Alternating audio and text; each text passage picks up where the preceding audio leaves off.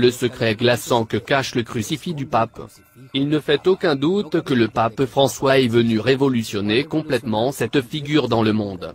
Après son arrivée au Vatican, il y a eu de nombreux changements, que nous avons pu observer. Tel est le cas du trône papal lui-même, qui a changé pour une chaise en bois. Il a refusé de porter l'étole rouge brodée d'or. Et est devenu le premier pape à porter une bague, en argent au lieu d'or. En plus d'être le premier latin à atteindre cette place importante au sein de l'Église catholique. Malgré tous ces changements, ce qui a vraiment suscité la controverse, et attiré l'attention du monde entier, était quand il a rejeté le même crucifix d'or qui, pendant des années, a servi de symbole papal, pour le remplacer par une croix d'argent, qui cache un secret effrayant.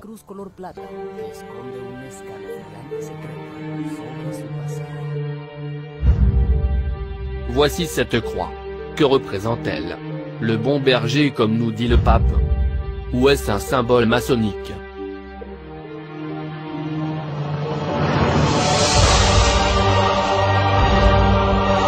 Nous allons analyser chaque partie de cette croix.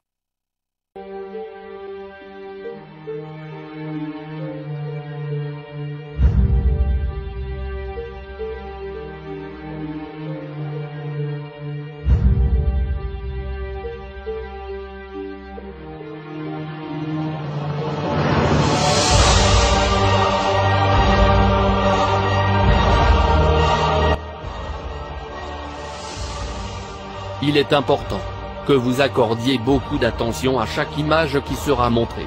Ici nous pouvons voir le dieu égyptien Osiris. Cette position des mains croisées est un message d'accueil, ou de bienvenue, adressé à des démons, présents dans un lieu spécifique.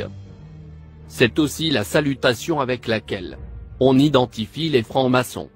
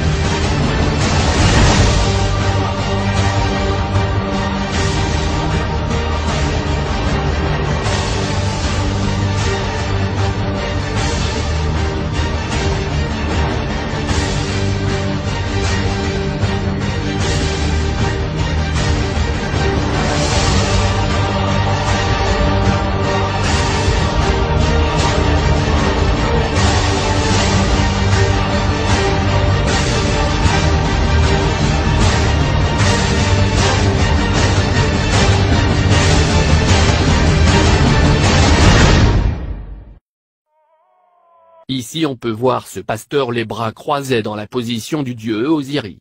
Passons maintenant à l'oiseau sur cette croix. Cet oiseau représente le Saint-Esprit. Mais pas de façon normale, en marche arrière piquée. Quel message nous transmet-il? ce péché ne sera pas pardonné. Ni dans cette vie ni dans la vie prochaine. Tel est le message.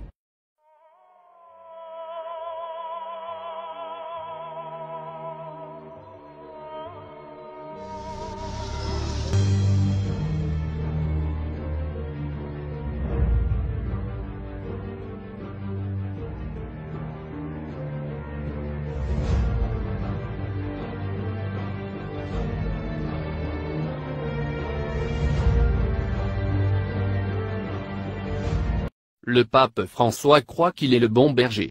Et ses défenseurs, ses justificateurs ne sont pas intelligents. Quand il l'appelle mon père.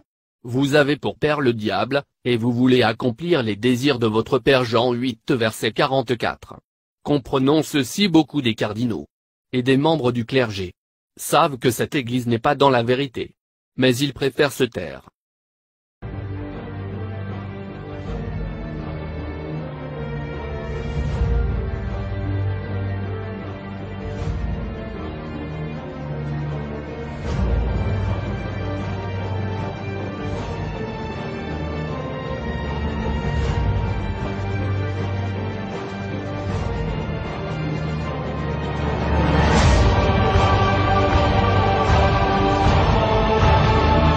La hiérarchie des grandes femmes de l'Ancien Testament permet une approche particulière. Ce sont elles dans la généalogie qui annonce que le sang païen coule dans les veines de Jésus.